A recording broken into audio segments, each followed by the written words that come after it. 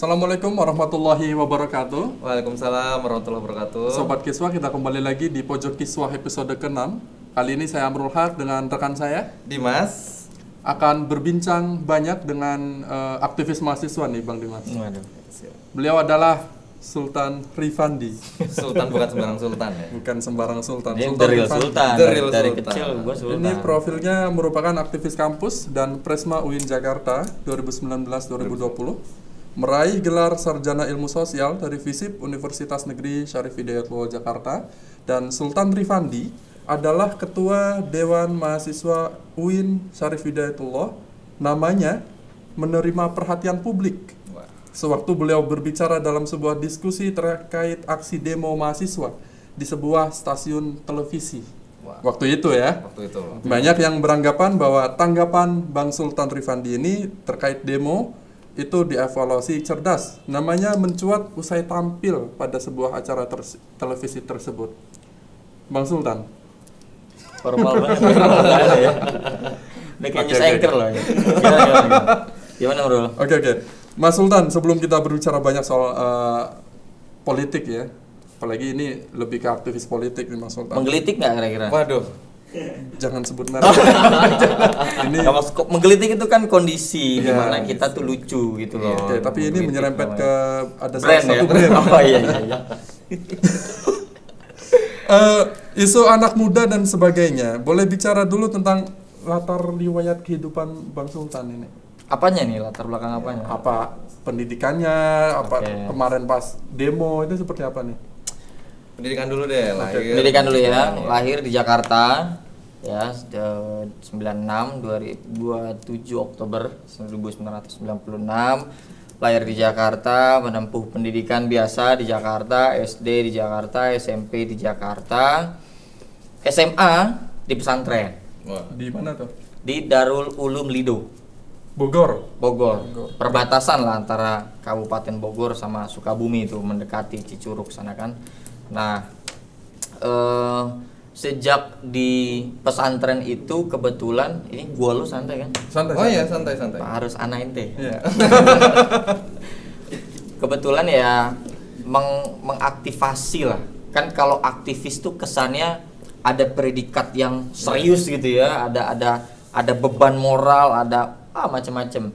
Gue lebih mendefinisikan ya ketika kita sadar akan satu tanggung jawab tertentu, lalu kita geluti dan memang betul-betul bertanggung jawab menjalaninya, itu sudah dikatakan bahwa ia bisa aktivis, ya bisa santri yang aktif juga atau apapun itulah gitu. Nah, sejak di pesantren tuh gue udah berkecimpung di dalam mengorganisir sesuatu, bahkan ya kalau di SMA lain mungkin OSIS namanya ya. Kalau di pesantren waktu itu Himpunan Santri Darul Ulum Lido. Ketua. Jadi wakil ketua. Di pertengahan jalan ada kecelakaan, almarhum ketuanya lalu naik menjadi ketua. Politik sih memang. Enggak, Bukan haji mumpung. Itu pure kecelakaan. Nah, lalu kemudian dalam prosesnya ikut organisasinya, kemudian ikut terlibat aktif juga di beberapa perlombaan, lomba debat, kajian diskusi dan lain-lain sebagainya. Alhamdulillah kemudian ke step berikutnya di kampus, kebetulan waktu itu menggunakan jalur SNMPTN. Undangan ya. Undangan ya waktu itu. Kebetulan gue diundang. Lu diundang nggak waktu itu? Nggak dapat. Oh, nggak ada undangannya. Nah, kebetulan pakai jalur undangan, terus alhamdulillah lolos di ilmu politik FISIP UIN Jakarta.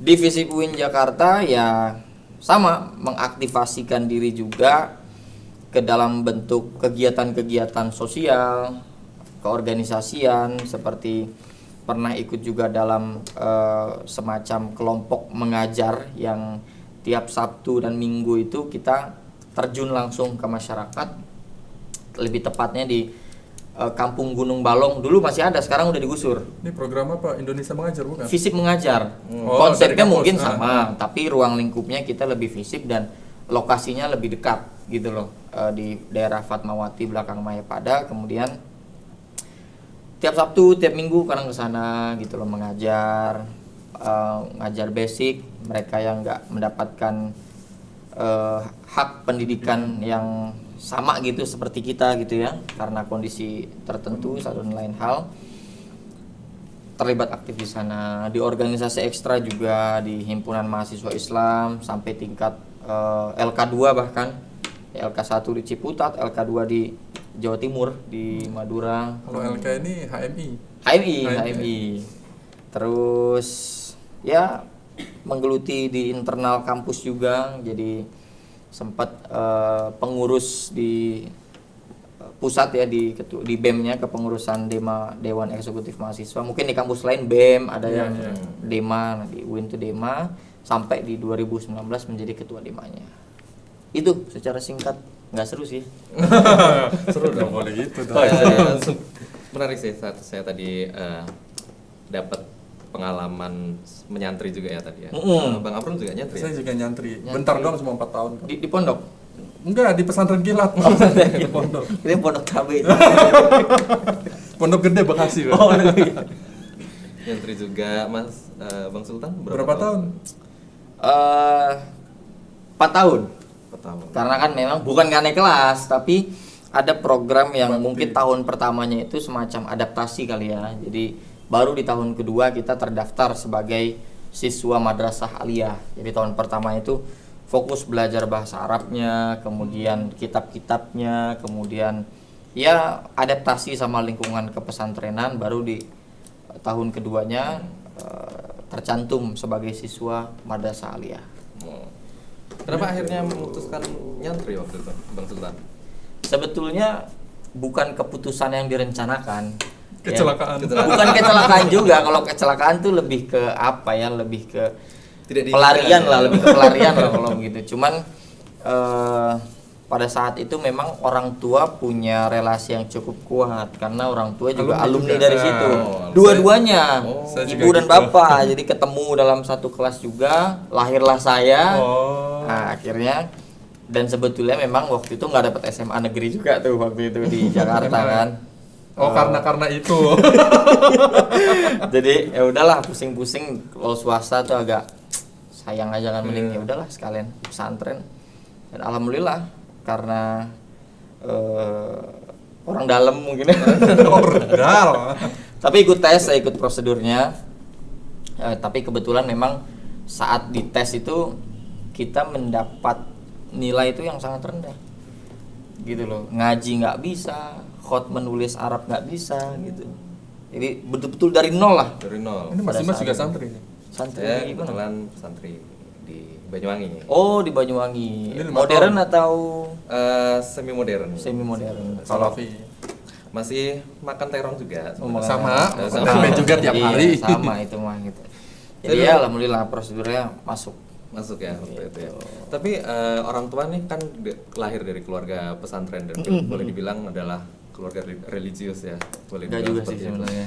Nah, gimana tuh Standar. orang tua mendidik Mas Sultan seperti apa nih?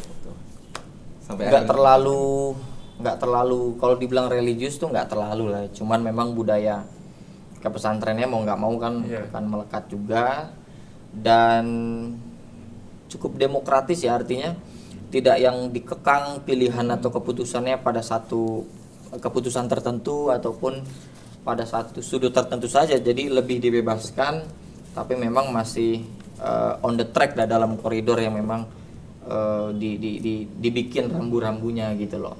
Nah, karena cukup demokratis ya, cukup mengekspresikan sesukanya gitu loh, mengeksplor, nggak yang diarahkan ke sini, diarahkan ke sini.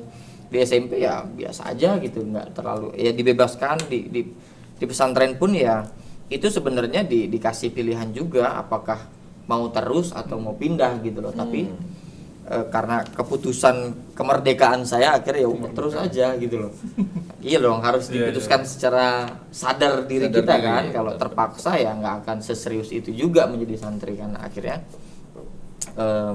memilih terus, dan bukan hanya serius gitu loh, bukan hanya terus doang, tapi memang secara serius menggeluti aktivitasnya, program-program pesantrennya, bahkan mengorganisir angkatannya, himpunannya, acaranya, dan lain-lain sebagainya. Gitu. Selama pesantren sejauh mana pengaruh dari pola pendidikan pesantren itu kepada pemikiran Bang Sultan atau nggak bisa dilepasin sih, justru basic dari apa yang gua rasakan sekarang itu tumbuh suburnya itu bukan tumbuh subur tapi tumbuh secara mendasarnya itu di pesantren. Dari segi komunikasi, cara beradaptasi, memanage konflik, kemudian melibatkan diri pada tanggung jawab tertentu, itu basicnya di pesantren banget gitu loh. Kan di pesantren tuh ya kita nggak membayangkan teknologi canggih begini ya. Kita punya konflik sama orang tertentu, ya di musola ketemu, di rayon ketemu gitu kan, di mana-mana ketemu gitu loh. Nah itu yang membuat dasar kemudian kita memiliki mental untuk bisa dikatakan leadershipnya tumbuh bibit-bibitnya di situ. Itu satu, leadership. Kedua, terkait dengan cara kita menghadapi sesuatu plus juga berkomunikasi. Wah itu kan ada muhadharah pasti ada kan, public speaking lah ya, program public speaking. Belajar itu kan ceramah ya. seminggu 2 kali kan kalau di pondok tuh. Nah kebetulan memang ya kita melibatkan diri secara serius. Mungkin orang lain ya udah sekedar kalau ditugaskan menjadi public speakernya ya baru dia mempersiapkan. Nah kalau kita memang betul-betul serius menjalaninya, jadi 4 tahun itu muhadharah kerasa sampai sekarang. Mau berbicara dengan siapapun gitu loh, mental kita terbentuklah ketika di pesantren. Jadi nggak bisa dilepaskan.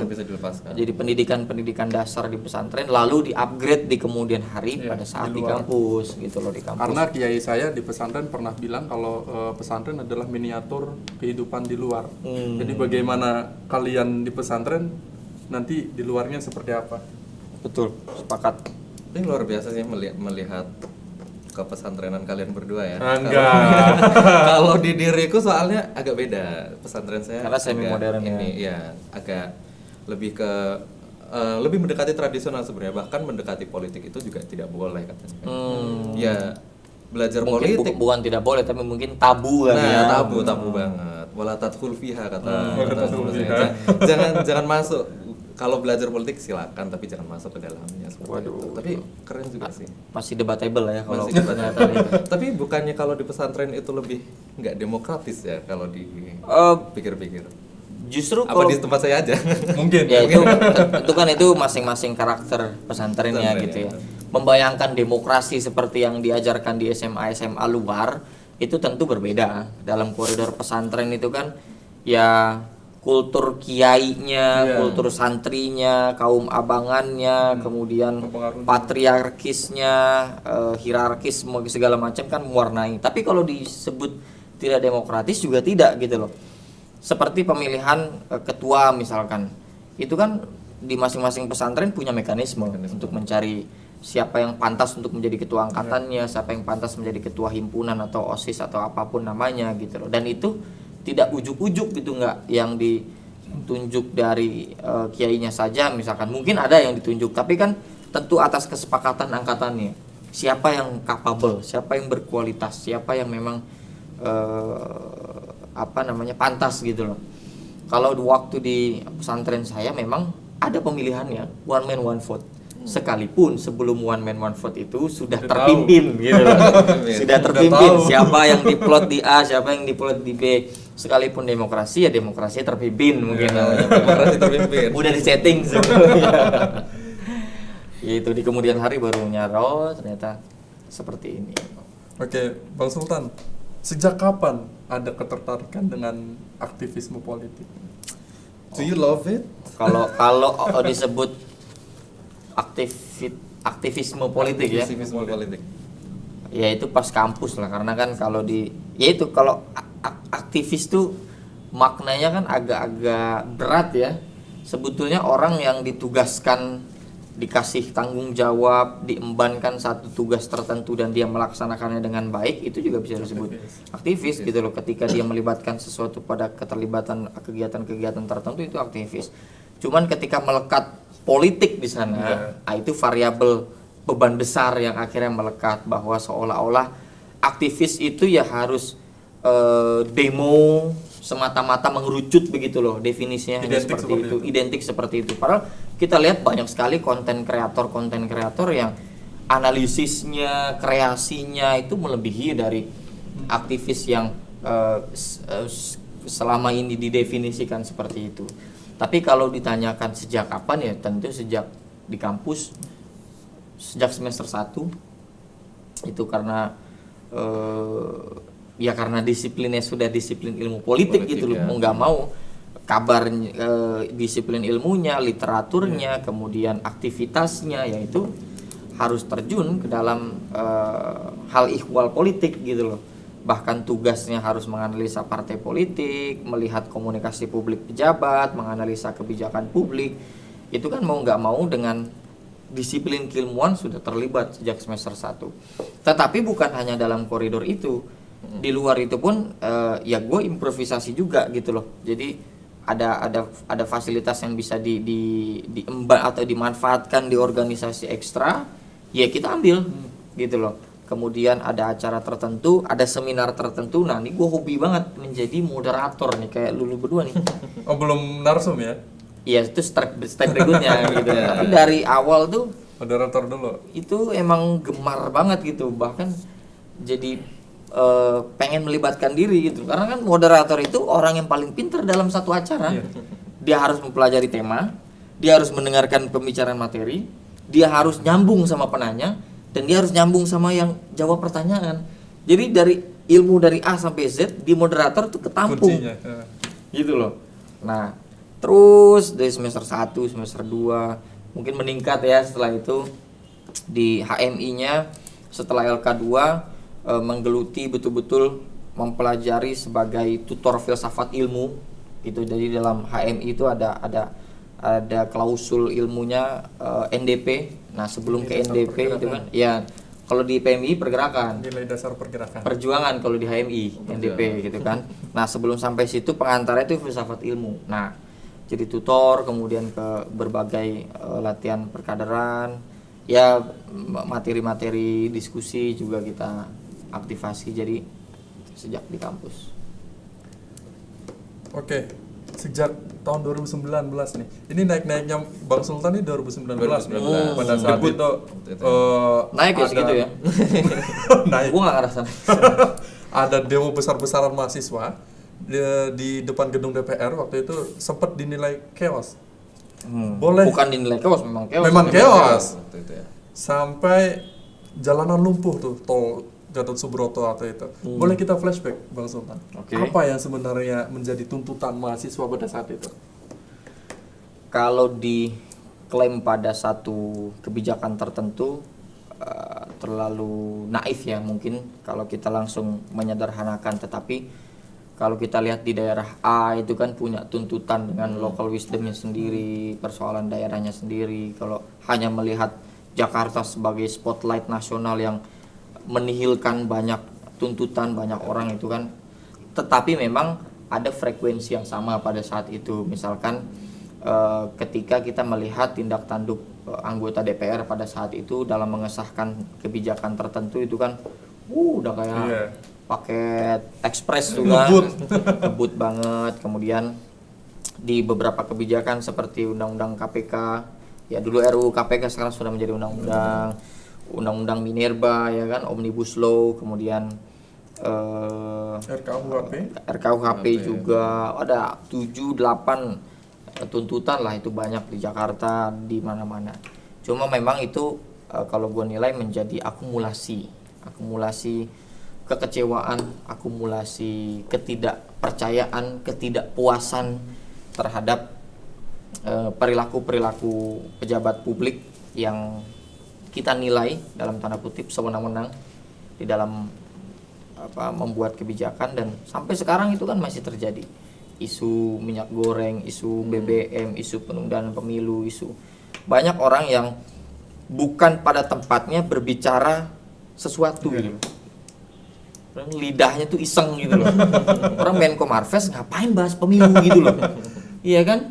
Orang investasi ngapain mas 3 periode kan? Aneh gitu. Multi talenta. Hah? Multi talent. Ya itu dia, bisa dibilang multi talent atau emang nggak ada kerjaan. Tapi ya gitu, artinya kekesalan itu mungkin masih tersambung sampai sekarang karena itu bukan seperti seminar, ada pembukaan, ada penutupan gitu loh. Kepedulian kita, nalar kritis kita itu nggak ada pembukaan, nggak ada penutupannya gitu loh. Itu akan terus bergulir. Ya ketua BEM, ketua organisasi ekstra bisa turun karena menggunakan sistem periodisasi, tapi persoalan publik itu kan nggak ada periodisasinya. Dia akan terus kelaparan, kemiskinan, ekonomi itu kan terus masalahnya. Gitu. Demo sudah, turun ke jalan iya, chaos pun iya. Tapi beberapa kebijakan masih aja boleh dibilang ugal-ugalan ya pemerintah. Kalau Mas Sultan bilang tadi menerobos ya, jalur ekspres apa-apa jadi tiba-tiba Omnibus Law jadi RUU KPK jadi UU dan sebagainya. Gimana Mas Sultan melihat hal ini? Apakah memang kalau boleh saya tanya, apakah aksi-aksi yang dilakukan oleh mahasiswa turun ke jalan dan sebagainya itu masih relevan kalau keadaannya seperti ini gitu? Masih. Kalau aksi demonstrasi itu sampai kapanpun itu relevan karena itu satu bentuk ekspresi yang harus dijaga menurut gue ya. Tapi memang kalau bicara efektif dan tidak efektif kita bisa tinjau dari berbagai perspektif. Ada yang memilih lewat jalur konten kreator, dari satu lensa kameranya dia bisa menginfluence banyak akun, banyak orang di media sosial atau dunia maya. Ada juga yang menggunakan jalur intelektual dengan berdiskusi, dengan dia mengeluarkan literaturnya, dengan dia mengeluarkan keilmuannya. Di situ dia memilih jalur seperti itu. Kemudian ada juga yang aktivis hukum misalkan di jalur konstitusinya ya, MK dan lain-lain sebagainya. Tapi kalau bicara dengan mahasiswa secara umum tentu demonstrasi masih sangat relevan sampai kapanpun. Tinggal saat pandemi akhirnya kan disesuaikan, mobilisasinya agak berbahaya dengan kesehatan, hanya beberapa orang menggunakan beberapa orang dan menggunakan atribut atau properti tertentu, itu kan nggak mengurangi efektivitas juga. Kemudian ada banyak cara lah, cuman kalau ditanya relevan atau tidak ya masih relevan sampai kapanpun. Identik. Iyalah, itu menjadi identitas gitu loh. Karena di situ kekuatan mahasiswa dipandang ketika mereka punya akses ilmu, dia punya akses informasi dan dia punya kekuatan mobilisasi. Ya. Ini yang ditakutkan negara. Gitu loh. Mobilisasi. Iya. Karena angka di Indonesia masih sangat penting. Entah dalam bentuk demonstrasi, pemilu suara secara politik atau klaim-klaim apapun itulah. Klaim-klaim. Ini nyinggung siapa nih? Gak nyinggung siapa. Itu jawaban gue. Klaim big data. Sudah aksi namun hasilnya tidak didengar. Kalau terkesan terlalu kasar kita pakai terminologi parsial didengarkan. Masih relevan nggak sih dalam perspektif Mas Sultan? Kemana lagi dan dengan cara apa lagi mahasiswa yang sekarang ini harus mengarah khususnya? Ada opsi lain nggak sih? Opsi lain. Sebetulnya kalau kita berorientasi pada hasil, itu perspektif yang salah. Jadi ya sesusah apapun kita menyuarakan pendapat, tidak didengar, tidak efektif, tidak merubah atau apapun itu ya. Kalau kita orientasinya pada hasil, itu akan ya hopeless, orang akan malas pada nggak ada gunanya nih dan lain-lain sebagainya. Meskipun tujuan itu perlu ya, maksudnya ada outputnya, memang goalsnya memang harus ditentukan. Tetapi yang ingin gue lebih tekankan mungkin lebih kepada bahwa ketika kita memilih untuk tidak peduli, disitulah game overnya sebuah perjuangan gitu loh. Mau dikatakan nggak efektif sekalipun, nggak didengar, ya udah. Tapi mereka yang memilih untuk mengaktifasi, peduli, untuk demonstrasi, melakukan kritik, merekalah algojo yang memindahkan estafet dari satu zaman ke zaman yang lain. Dan itu nggak boleh berhenti. Ya kan, itu nggak boleh berhenti gitu loh. Makanya orientasinya kalau semuanya pada hasil dan semua orang memandang nggak akan ada hasilnya, terus semuanya nggak peduli gitu, nggak mau menyuarakan, itu yang salah gitu loh. Tapi ketika pada tugas etis sebagai mahasiswa, ini amanat reformasi, ini ada tugas historikal, tugas sejarah yang harus dilanjutkan, ya harus tetap turun ke jalan gitu loh. Opsi ada banyak lah. Iya, opsi. Bisa melakukan diskusi juga sama pejabatnya, audiensinya, atau kalau mau di jalur konstitusi ajukan ke MK judicial review, atau mau pakai jalur parlemen jalanan juga ya kan, menggunakan TOA di luar parlemen, atau mau masuk terjun misalkan ke partai politiknya ya kan, setelah jadi mahasiswa pengen betul-betul dari sistem mengenal langsung dan lain-lain sebagainya, itu juga bisa gitu loh. Nah yang mengkhawatirkan adalah ketika orang sudah betul-betul alergi, tidak peduli dan bodoh amat terhadap hal itu. Gitu. Itu PR-nya ya. Luar biasa. Jadi kalau kita boleh bergeser dari obrolan soal politik dan demokrasi ini, sebenarnya bagaimana sih pandangan Bang Sultan soal kebebasan itu? Sekarang ini di Indonesia, boleh kita buka datanya ya. Tahun 2020 tuh berada di skor 6,3, menempati posisi 64, dan tahun 21 ini menempati posisi 52 dalam indeks demokrasi yang semakin membaik, kabarnya seperti itu. Membaik karena dari posisi 64 ke 52 dari seluruh negara-negara yang disurvei. Menurut dari kacamata Bang Sultan, kebebasan yang seperti apa sih yang didambakan oleh seorang masyarakat sipil seperti kami ini, yang kebebasan yang seperti apa yang diperjuangkan? Kalau kita baca data itu memang kalau kita cross check lengkap kenapa bisa membaik, kenapa bisa memburuk, itu harus dibuka juga secara lengkap. Nanti khawatir ada bias. Ini bias datanya, kemudian bias kesimpulan dan lain-lain sebagainya. Itu kan kalau nggak salah yang saya baca dikatakan membaik itu karena yaitu dari dua kompetisi terus jadi satu kubu gitu kan, itu dianggap itu tren yang baru lah di dalam kompetisi demokrasi. Tapi tetap catatan buruknya ada pada kebebasan berpendapat, nggak bisa dipungkiri gitu loh. Artinya kalau kita bicara kebebasan berpendapat itu nggak ada aspek membaik-membaiknya, gitu, nggak ada kesimpulan data membaik-membaiknya, itu nggak ada. Nah makanya itu kalau kita baca data ya. Nah kemudian terkait dengan kebebasan berpendapat, ini yang mengkhawatirkan sejak 2000 berapa ya, pemilu DKI atau 17 atau mungkin dari 2014, medsos ini kan menjadi primadona di dalam kancah dunia perpolitikan. Red carpet bagi mereka yang sadar bahwa ini adalah potensi untuk meraih suara, bikin isu, propaganda dan lain-lain sebagainya. Hasilnya, dampak buruknya kita rasakan sekarang. Ketika seolah-olah semua bebas berpendapat, tapi di banyak tempat, di banyak orang, di banyak hal justru ditangkap. Aktivis, ya, kemudian ada LSM juga dilaporkan undang-undang karena ada fasilitasnya, undang-undang ITE, gitu loh. Pasal karet ya. Pasal sangat karet gitu loh. Kemudian mahasiswa yang turun aksi demonstrasi itu direpresi gitu loh. Jadi hal yang seolah-olah kita lihat sebagai akuarium padahal banyak ranjaunya gitu loh. Kalau dulu Orde Baru jelas mana yang boleh, mana yang tidak, itu jelas.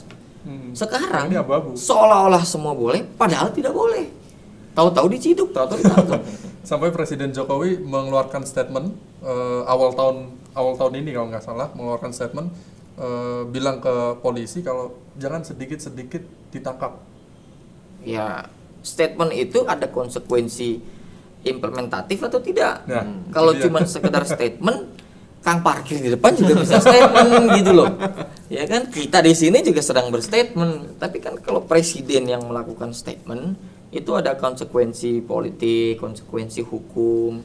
Ya ditindaklanjuti gitu loh di aparatnya, di penegak hukumnya, ya kan. Kalau statement sekedar statement, ya sangat disayangkan gitu. Kemarin Bang Sultan mengisi sebuah acara ya bersama Bang Karni Ilyas ya, ngobrolin soal penundaan pemilu dan perpanjangan masa jabatan. Indonesia Lawyers Club. Nah, meskipun kemarin Presiden Jokowi lagi-lagi berstatement, jangan ada yang bersuara lagi soal penundaan pemilu dan perpanjangan masa jabatan. Menurut Bang Sultan, apakah itu juga hanya statement yang tidak bersifat implikatif begitu? Kalau kita lihat dari segi komunikasi politik, kita kan bisa melihat grafik dulu statementnya apa, sekarang statementnya Iya. apa, gitu kan. Kan ada tuh jejak digital. Historinya ya. digital. Dulu kan keras sekali kan, Menempelin saya. seperti menampar muka Menampar. saya.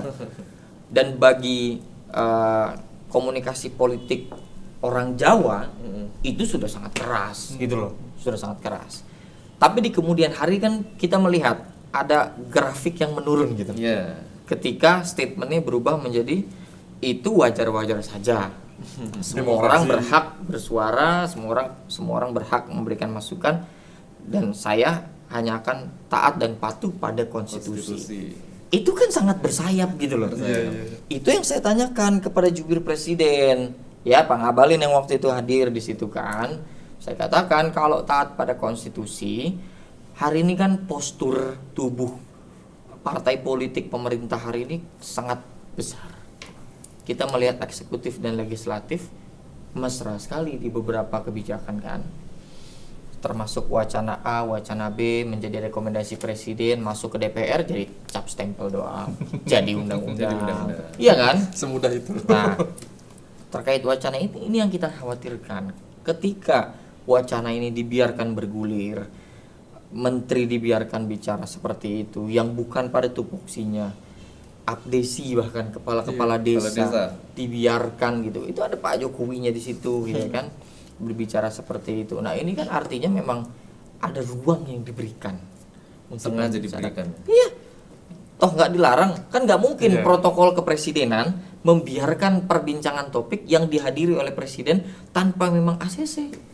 Pasti ada protokol, ada ditanya dulu randonnya apa, Iya, ininya iya. apa. Itu kan ribet banget. Kita podcast aja ada skripnya gitu loh, ya kan? Itu disiapkan, apalagi sekelas acara kepresidenan gitu loh. Nah, ini yang saya khawatirkan, bahwa kalimat-kalimat bersayap tanpa ada konsekuensi yang implementatif gitu ya, yang memang betul-betul menghentikan wacana ini yang masih dikhawatirkan mahasiswa. Lah, tapi kan Pak Jokowi udah ngomong gitu loh. Ngapain lagi demo? Ngapain lagi? Loh, lu bayangkan 2 menteri loh, 3 ketum partai politik loh Yang bicara. Jangankan ketum, jangankan menteri, OB aja yang misalkan kerja di DPR, kerja di istana, ya ngomong begitu, bergosip begitu, wajar lah publik marah. Ini menteri ngomong, ketua Iya. umum ngomong, ya konsekuensinya ya kita marah mau sampai kapanpun. Sebelum pemilu itu terjadi, betul-betul dilaksanakan, potentially masyarakat marah akan ada. Karena apa? Karena ada punakawa istana yang berani mengatakan wacana begitu. Jadi mau sampai kapanpun mahasiswa marah ya wajar.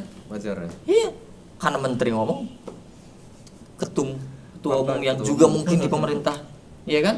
Kan kita lihat ketua umum Golkar, Koalisi. Menteri. ketua umum PKB. PKB Menteri. di MPR, Di MPR. iya kan? MPR. Pimpinan MPR, ya Bang Zulhas ketua umum partai, tapi kan dia punya perangkat-perangkat pejabat-pejabat di daerah dan lain-lain sebagainya. Benar. Nah ini yang mau kita suarakan, bahwa ya tegas dong gitu loh, berikan peringatan. Oke, kemarin sudah memberikan peringatan, oke kita apresiasi, tapi kalau ternyata sudah diperingatkan masih ada lagi, ya mau gimana gitu. Iya. Apa copot apa bagaimana kan, terserah, itu hak prerogatif presiden gitu. Gosip-gosip reshuffle, tapi sampai saat ini masih aman-aman aja. Itu dia kan, Rabu Ponnya ini Rabu katanya Pon. Pon. Nanti udah mulai ketemu. masuk Ramadan ini nggak ada kabar. Oke, Bang Sultan tadi Gitu. kelahiran 96 ya. Berarti masih masuk generasi kita ya, generasi Milenial. milenial seperti itu. Oke. Tahun 2024 menyongsong tahun politik ini, kita-kitalah yang memilih, dan mungkin dipilih juga, ada nama-nama anak-anak muda juga yang akan mengisi kursi-kursi parlemen seperti itu. Sebenarnya seperti apa sih milenial itu dilibatkan dalam proses politik itu, atau hanya memang jadi rebutan ceruk suara bagi partai-partai politik Gini. aja selama ini? Oke, kalau kita pakai teori generasi, kan ada banyak teori generasi ya. Bisa ngambil dari BPS, bisa ngambil McKinsey, ada banyak lah literaturnya. Ada yang mengatakan ya 96 masih milenial, Milenial. tapi ada juga yang mengatakan Sudah ini 96 tuh generasi Z, Z. gitu loh. Tapi terlepas dari apapun itu, ketika kita masuk, anak muda masuk dalam politik, ya ini yang masih menjadi persoalan. kritik saya bagi atmosfer politik terhadap anak muda hari ini itu masih dalam, mungkin sudah masuk ke dalam tahap sadar bahwa oh iya 2024 pemilihnya setengahnya nih anak muda nih. Muda. Oh iya ternyata hari ini mayoritas demografi anak muda nih. Mungkin sudah ada kesadaran begitu secara saintifik. Tapi secara mental, partai politik kah atau elit partai politiknya masih ke dalam tahap mental yang belum serius menempatkan anak muda dalam kancah politik. Ya tentu semua bisa klaim pengurusnya banyak yang anak muda, misalkan di parlemen ada perwakilan yang anak muda. Oke, iya silahkan paparkan datanya. Cuman batuk nih. Enggak, lagi puasa. Mau minum dulu, Min. Batal.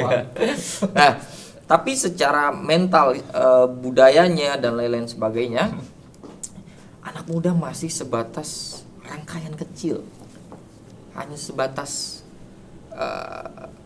etalase dari rangkaian besar dunia politik yang ada di Indonesia. Itu nampak dari mana itu? Oh, banyak.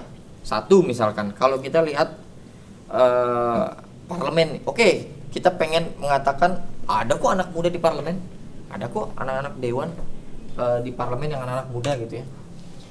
Apa benar itu anak muda berdasarkan pure dari keringat perjuangan nih? Nah, Maksudnya gimana tuh? Kalau kita cross check, ada yang baru lulus dari luar negeri yang nggak pernah tahu juga prosesnya, organisasinya dan lain-lain sebagainya. Tapi karena memang jejaring orang tuanya, jejaring bapak ibunya, jejaring bapak ibunya, saudaranya, itu variabel penting untuk menjadikan dia menjadi anggota dewan. Apakah itu salah? Ya nggak salah. Kita nggak menyalahkan dia. Dia kan nggak bisa milih mau mendapat privilege dari mana. Tetapi kalau kita bicara anak muda dalam bingkai politik, itu kan bukan pertandingan yang setara. betul. Amrul yang nyalek dengan anak pejabat yang nyalek, itu kan Ya, beda. nyimpang banget, Pak. Itu Langit satu. bumi. Itu satu. Yang kedua, kalau kita lihat betul memang pikiran-pikiran anak muda diberikan ruang full, mulai dari gagasannya, pikirannya, ruangnya, anggarannya, kewenangannya, apa betul sudah diberikan sepenuhnya ke anak muda? Kayaknya enggak, jarang kita lihat gitu loh. Jadi hanya masih sebatas etalase. Mungkin ya kalau secara kalkulasi 1-2 sudah ada mungkin di partai politik, tapi kan meluas secara keseluruhan gitu kan kayaknya masih belum. Jadi itu kritik saya. Sekalipun ya, saya bukan orang yang mengharamkan anak muda untuk masuk terjun ke dunia politik. Saya nggak mengatakan bahwa kalian ini udah nggak usah masuk partai politik ya, haram itu, ya, bla bla bla segala macam. Kita tetap memberikan kepercayaan pada pejabat publik, pada partai politik itu tetap. Tapi juga harus tetap memberikan ruang ketidakpercayaan. Ketidakpercayaan. Ini penting ya.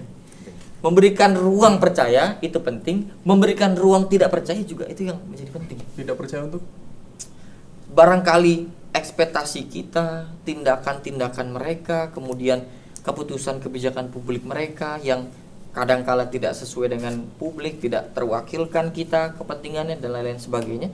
Jadi kita nggak kaget.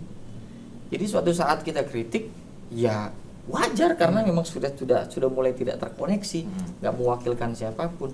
Termasuk kalau penundaan pemilu itu, ya kan, kalau mereka perpanjang 2 tahun, perpanjang setahun, perpanjang 3 tahun, lah dia mewakili siapa?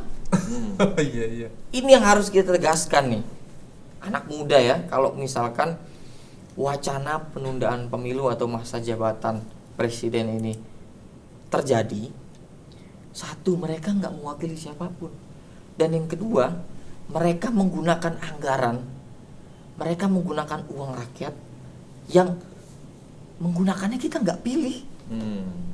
Apa kita sudi duit kita dipakai sama orang yang nggak kita pilih? Enggak kan, gitu loh. Nah, di situ poin pentingnya, makanya pentingnya masuk ke dalam sistem tuh di situ. Jadi silakan kalau mau terjun ke dalam partai politik, kemudian mau nyalek kah, itu wah itu keren banget. Bahkan ya harus diperbanyak karena yang bisa mewakili generasi kita adalah generasi kita sendiri. Ketika ada milenial yang masuk dalam komposisi kepengurusan partai, kemudian apakah suara dia didengar dan kemudian dijadikan sebuah kebijakan partai atau hanya sebagai pajangan saja?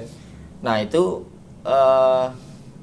sebagai langkah awal untuk upaya penyadaran elit-elit partai, pejabat-pejabat, itu mungkin sudah terbilang bagus sebagai langkah awal. Langkah awal ya. Tapi apakah hanya satu langkah saja dibutuhkan? Enggak. Kalau hanya sekedar dijadikan itu tadi rangkaian kecil, hanya dijadikan narasi. Kita ada loh anak muda, hanya dijadikan jargon. Ada kita pengurus yang muda, ya ngapain kalau sebatas narasi gitu. Tapi memang betul-betul diberikan kewenangan, dikasih kepercayaan, diberikan ruang yang betul-betul substantif. Tapi ingat bahwa jangan sekedar menuntut itunya saja. Si anak mudanya juga harus menempatkan diri pada upaya peningkatan kualitas, peningkatan kapasitas. Jangan sampai ruangnya sudah ada, dianya nggak sanggup, nggak bisa ngapa-ngapain. dianya nggak bisa ngapa-ngapain karena nggak pernah belajar, nggak pernah berorganisasi, nggak pernah menempuh tanggung jawab A, tanggung jawab B, gitu kan. Nah, ini yang jadi problem juga. Tapi ya ketika si anak mudanya mau belajar, ketika ruangnya diberikan, nah ini akan menjadi sinkronisasi yang bagus lah menurut saya. Oke, Mas Sultan, idealnya partai politik yang mengakomodir anak muda ini seperti apa? Kalau bicara ideal gimana? Bingung juga saya.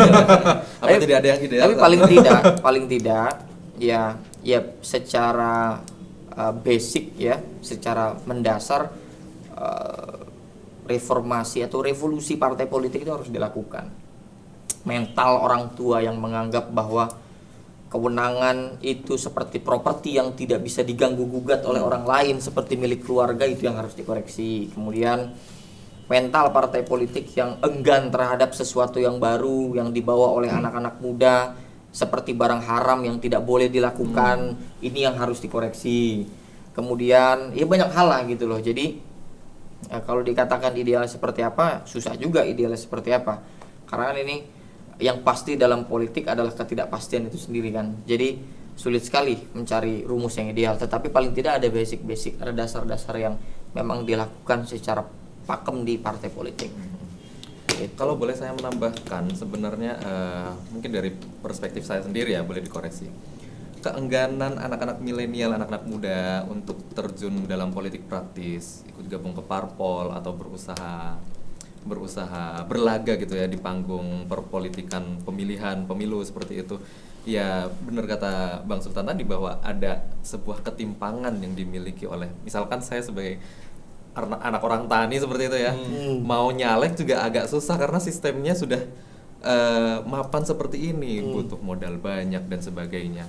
Nah, ada nggak sih cara bagaimana ya dari pandangan Mas Sultan sendiri sebenarnya harus bagaimana sih anak muda itu bergerak tanpa didasari dengan privilege yang mungkin tidak dimiliki oleh anak-anak pejabat seperti itu? Oke. Mungkin banyak sebetulnya. Mulai dari mana? Jadi kalau kita bicara sistem, kita kan gini, kita masuk ke dalam medan yang udah hancur banget nih, ya kan, babak belur nih. Ya maksudnya ya thresholdnya, ya budaya politik uangnya, ya macam-macam penyakit di pemilu itu. Cuman kalau kita urai gitu ya, rumit memang gitu loh. Kalau kita akhirnya harus dari thresholdnya dulu diubah, harus ada, itu kan panjang gitu kan. Tapi paling tidak ya kita harus mampu beradaptasi dengan sistem yang sudah bobrok seperti sekarang. Kita harus mampu menyisipkan gitu ya kepentingan kita, perjuangan kita masuk ke dalam kancah politik dengan cara apa ya? Dengan cara berjuang ketika kita tidak punya privilege. Gini kan, privilege itu tentu kita bisa maknai banyak hal. Kita pun juga bisa dikatakan memiliki privilege dibandingkan misalkan dengan mereka anak muda yang di desa, yang jaringannya, internetnya dan lain-lain sebagainya tidak secanggih kita. Kita juga bisa mengatakan kalau kita ini punya privilege karena kita punya akses ilmu, digital dan lain sebagainya. Tinggal kemauan kita mau belajar, mau berjuang, mau betul-betul memahami apa sih. Jadi orientasinya itu pada pemilih gitu loh. Pemilih. Masyarakatnya apa sih yang dirasakan, masyarakatnya apa sih yang memang diharapkan, yang diinginkan gitu. Nah, jangan sampai itu yang miskoneksi. Gitu. Tapi mau nyala. Ini pertanyaan berat nih, satu aja. Dijawab jujur karena ini bulan Ramadan ya, bulan puasa. Bulan puasa ya. Takutnya Membatalkan pahala puasa, menggugurkan pahala puasa. Mau nyalek nggak? Saya menjawab bukan karena takut pahala saya gugur. Pahala urusan Allah lah gitu. Cuman paling tidak beginilah. Ini jawaban saya nih ya. Diplomatis ya. Enggak, bukan diplomatis. Ini kan bukan pertanyaan 1 tambah 1 sama 2 gitu loh. Ini bukan pertanyaan matematika gitu. Ketika kita anak muda mendefinisikan sebagai manusia yang mau berpolitik, apapun istilahnya, zon politikon, hayawanun natik atau apapun itulah istilahnya ya. Yang paling pertama, yang paling mendasar bukan hasrat mau berkuasanya dulu, tapi mencintai ide dan gagasan. Jadi suka lah, mau belajar deh. Yang pertama nih mau belajar. Kalau orang mau berkuasa tapi nggak mau belajar, wah, mungkin ya kayak kebanyakan sekarang akhirnya. Gitu Menghalalkan segala cara ya. Mau ngomong nggak mau mendengarkan. Yeah. Jadi mau belajar dulu nih, itu satu. Yang kedua, memang mau ditempa dengan tanggung jawab berat. Mau berkuasa tapi nggak mau bertanggung jawab, ini fatal. Gitu loh. Mau mempersiapkan diri, baru step berikutnya hasrat berkuasa. Nah, ini yang harus di apa ya? Kan kadang-kala orang tuh nafsu aja, apalagi anak muda kan nggak sabar gitu. Pengen berkuasa, gantian dong apa segala macam. Tapi padahal ada step-step yang harus kita laluin juga. Kita mau belajar dulu, kita mau adaptasi dulu, belajar mengemban tanggung jawab dulu. Baru setelah itu kita kemudian mau mendeklarasikan, mau nyalek kah, mau apakah, silahkan aja gitu loh. Jadi jawabannya kita belum dapat. Belum terjawab. Padahal jawabannya tuh iya, enggak ya. Cuman 2. Kesimpulannya adalah Kan saya bilang tadi, itu bukan 1 tambah 1 sama dengan enggak, ini pertanyaannya bukan diperuntukkan buat anak muda yang pengen nyalek. Ini diperuntukkan untuk Anda pribadi. ya. Secara pribadi melihat sistem yang seperti ini dan lain-lain sebagainya, ya belum punya keputusan yang firm lah untuk Nggak boleh gitu. Ini 2 Loh, iya tahun dong. lagi, 2 tahun lagi. Oh, mungkin kita Iya. udah lagi hamin 1 tahun kayaknya ya. Lah, sekarang gini, 2023. lu mau nyalek, taruhlah misalkan lu mau nyalek, lu pengen banget, lu punya duit, lu punya, bisa nggak? Belum tentu jadi kan? Belum tentu jadi. Anda mau juga caleg. Ya itu dia makanya. Orang yang bilang oke gue mau, ya belum tentu jadi. Mendingan kita pantaskan diri dulu. Pantaskan Kita diri dulu. belajar dulu. Belum terjawab juga ya. Kita belajar dulu, kita beradaptasi. Oh begini partai politik, oh begini di parlemen, oh begini sistemnya. Nanti kita undang lagi. Kita undang. Pertanyaan cuma 1 aja itu. Cuma 1 aja, terus boleh meninggalkan ini ya, lokasi ya nanti ya. Dia tahun 2023 lah. Siap 1 tahun seperti itu. Gitu. Oke, mungkin terakhir kali ya pesan-pesan bagi Bang Sultan buat penonton nih, sobat-sobat Anak-anak muda? siswa, anak-anak muda yang mungkin seumuran bahkan di bawah kita nih. Pesannya apa untuk menatap 2045 Indonesia Emas? Menatap, 100 tahun menyongsong. kemerdekaan. Menyongsong. Oke, sebenarnya pengen di 2 sisi, maksudnya bicara demokrasi itu kan ada supply ada demandnya kan. Jadi ada 2 sisi. Nah, dari sisi yang generasi ya masyarakat kita gitu sih sama anak muda mungkin ya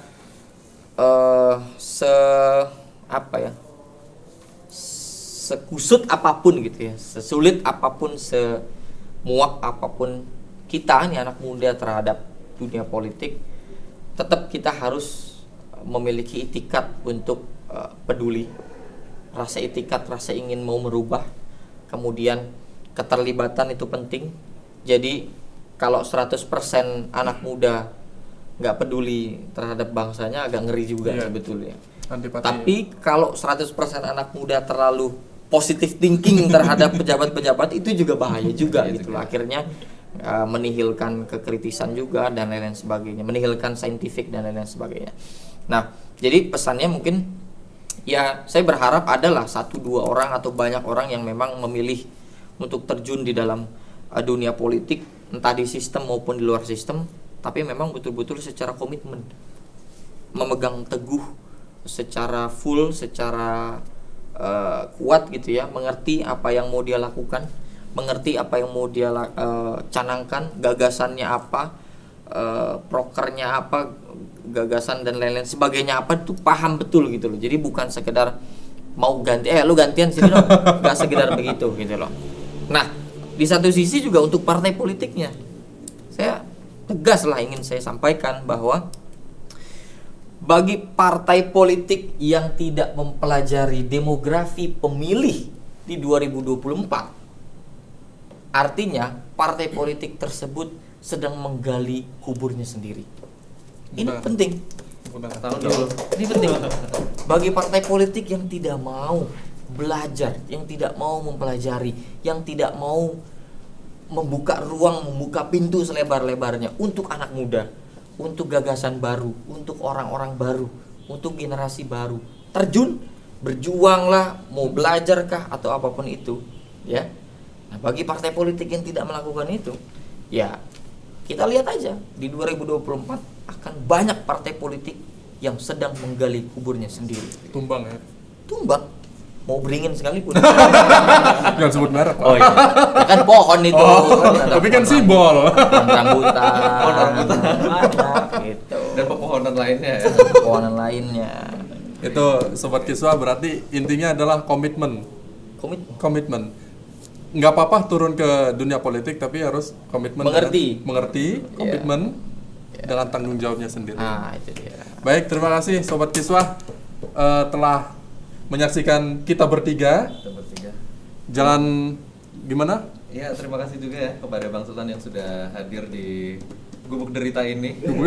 Nanti kita akan ngobrol-ngobrol lagi, mudah-mudahan tidak bosan ya kita berbincang soal berbagai tema. Oke, dan terima kasih fenomena. udah diundang Pojok Kiswah. Iya. Padahal nggak mojok-mojok banget ya. Ini meskipun masih siang tapi rasanya sudah kayak berbuka dengan Aus, daging. ini aus. Oke, boleh ditutup. Baik, terima kasih. Saya Amrul Haq dan rekan saya. Dimas pamit undur-undur.